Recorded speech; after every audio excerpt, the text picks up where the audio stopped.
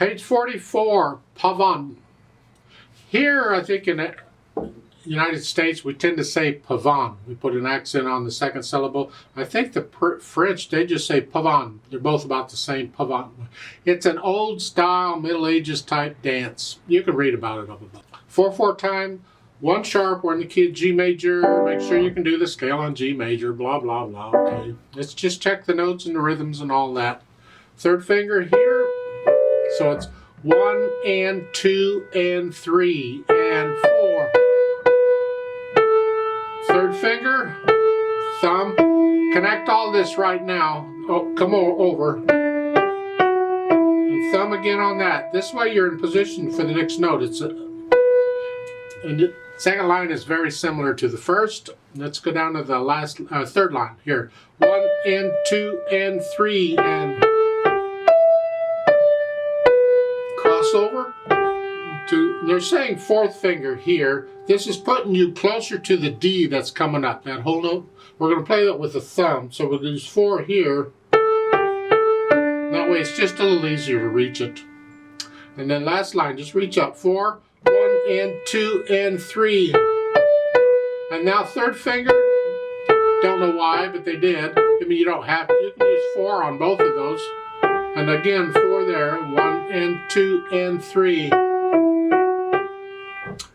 Left hand gets these block chords, so just work them out here and here. You can use 3 or 4 finger on the F sharp, whichever. And then here, kind of going back and forth. 3rd measure here, and then a C, an E, and a B flat. This if you have really thick fingers and big hands. Otherwise, this. So that measure again is here.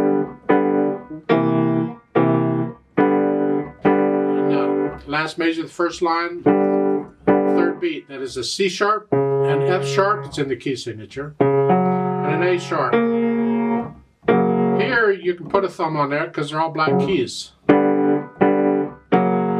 All 3 notes just went down a half step. And then you do that again. For the most part, that's the left hand. Now put them together here. 1 and 2 and 3.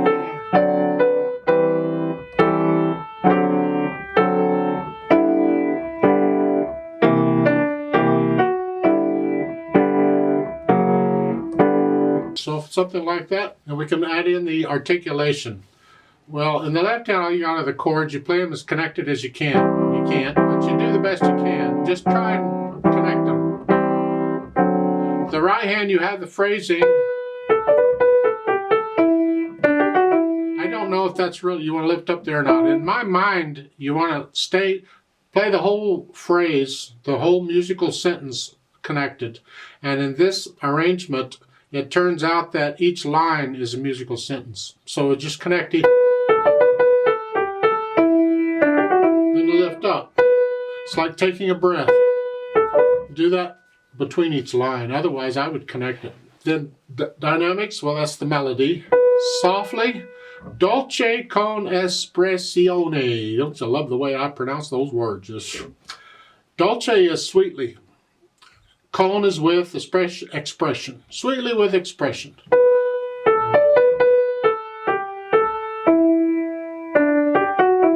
You get to know it well enough that you start feeling it. And go ahead and listen to the orchestras. This is not a piano piece. It's an orchestra piece. So listen to an orchestra play. It's just gorgeous. The left hand, keep it very soft. Keep it in the background at all times.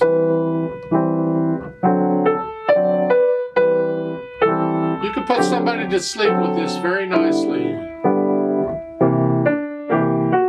You have to be careful because you're playing 3 notes in the left hand, 1 note in the right hand, but we want to hear the right hand. The more notes you add, it gets louder. So these 3 notes can easily drown out the right hand. So you have to be very careful to keep that left hand very soft. Very soft. How soft can you play it? Don't use a soft pedal, that's cheating. It's soft. Now, in the 3rd line, they have that swell in there. I don't know why, but they do. And come down. So you come up from soft to medium soft in the right hand. And the left hand, you can come up a little bit and then come back down.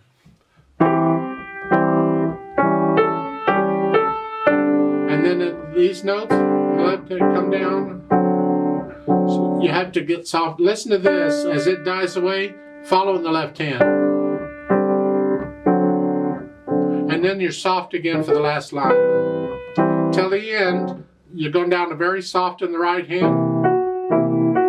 That makes the left hand so soft you can hardly hear it. You're practically blowing on the keys, because all the time you're playing this in the last measure, I want to hear this. And that's very soft. So you can guess what you're doing. Just a nice loose wrist on this. You can actually stroke it sort of, because that helps it. Just make sure you get all three notes down at the same time. That's a trick. That's not as easy as it seems, because you want them down at the same time, and that tends to put tension into it. But you don't want any tension because it's really soft. You got to push these notes down slowly. So if you just kind of stroke it as you're doing this, speed-wise, Andante is just a gentle.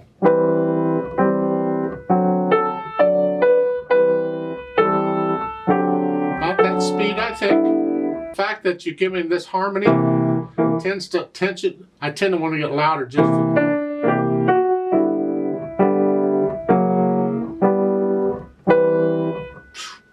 You get to know well enough that you can feel it, and maybe you'll get a little crescendo in there, a little swell occasionally. That's fine. Then we have to add pedal, because this isn't going to cut it. We can't do that. So we're going to use pedal to help us connect this left hand. But we don't want it to get too blurry. We got stuff going on in the right hand. I don't want to smear all that up. So if I pedal it like they're showing, this is what it sounds like.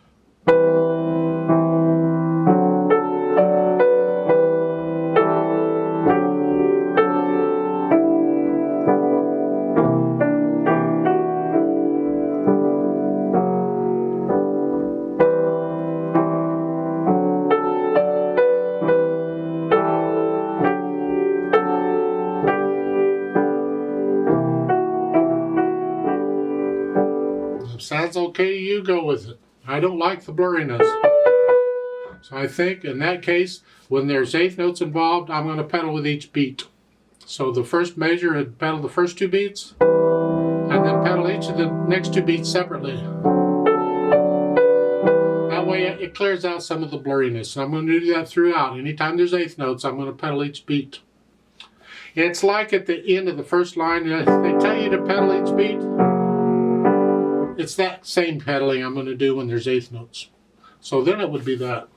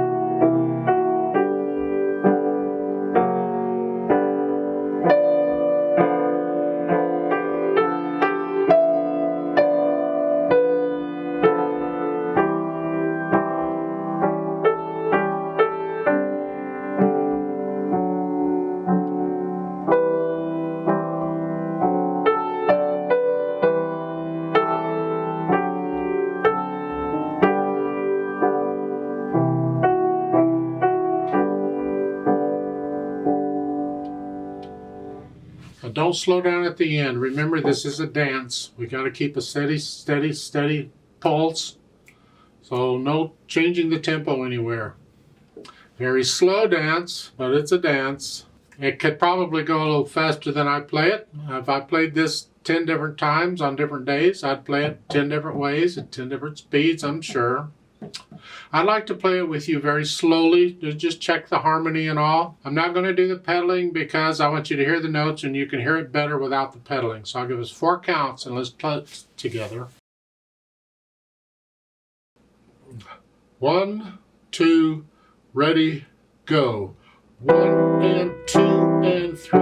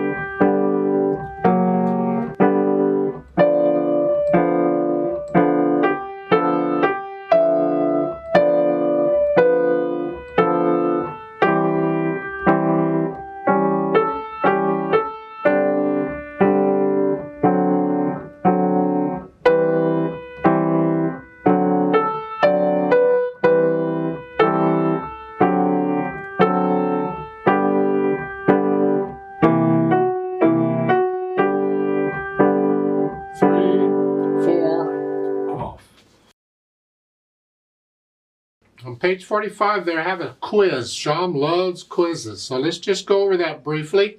And if this is part of a class and I'm not supposed to give you the names or the answer to this, then don't watch this part. Because I'm about to give you the answers to them as I understand them, unless I get them wrong and then I'm giving you a wrong answer. Well, good luck with that. Number 1, musical phrases are comparable to phrases in our speech. I don't know how to interpret that because there's different ways of interpreting that.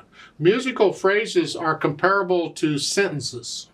You can have multiple phrases within a sentence. So it's not really phrases, it's sentences. So I'd have to say that's false. It's not the phrases, it's the sentences. Slurs might be more comparable to the phrases, but to me, a musical phrase is a musical thought or a musical sentence. But others may disagree with that, so maybe they want true there, I don't know. Number 2, Grieg was a German composer. That's false. He was Norwegian. He was a Scandinavian composer.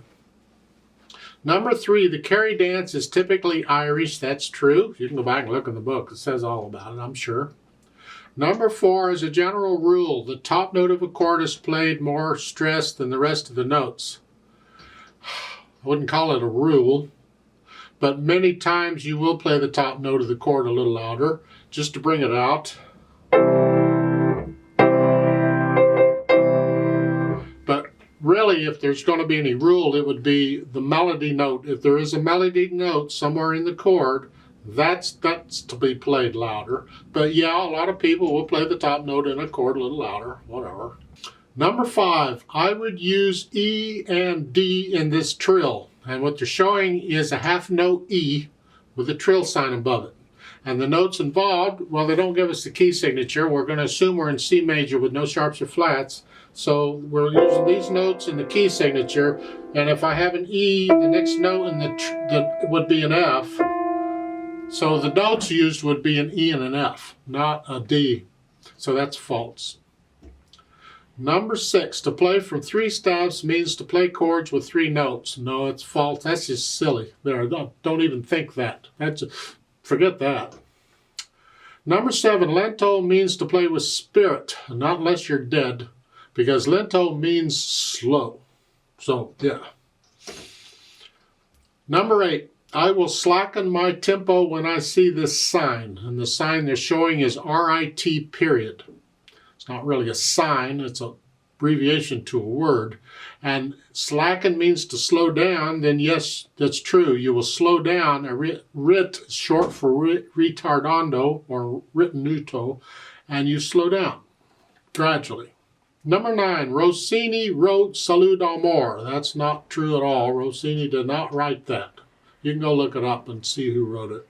Number 10, Verdi wrote many operas. That's true. He did write. He was very famous as an opera writer, composer. He wrote the music to them. He didn't write the words. He wrote the music. Number 11, these notes are called thirds, and they're showing an E, a C, and an E. I don't like the question. Technically, the question is false. Because the notes are, you don't call a note anything like that. A note is a note is a note. And a C and E, that's just 2 notes. But the distance between them, that's a third. So the distance between the notes is a third, is what would be true. The way the question is written, it would be false. Number 12, Tchaikovsky's Symphony No. 2 is an example of absolute music.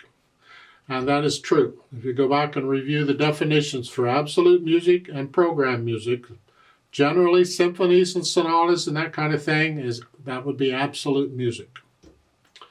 If you're talking about opera music or something that goes with that, might be program music. Number 13, I would play with vigor if I saw this sign. And the sign they're showing is PP, the letters PP. PP means pianissimo, which means very soft. And again, I wouldn't play with vigor unless you're dead, because you got to play really soft. Number 14, this is the key of B flat.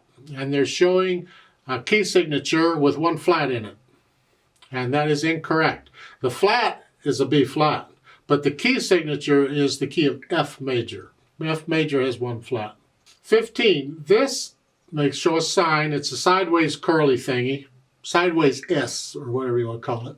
This is called a trill. And I think what they're after is false, although there have been times when that symbol was actually used as a short trill. Because a trill could be as short as 2 notes, and a lot of trills had a turn on after them, which would make it a trill. So there are times when that might actually be considered a trill sign, a very short trill sign, but today, most commonly, it's a turn, not a trill. So I think they're after false there.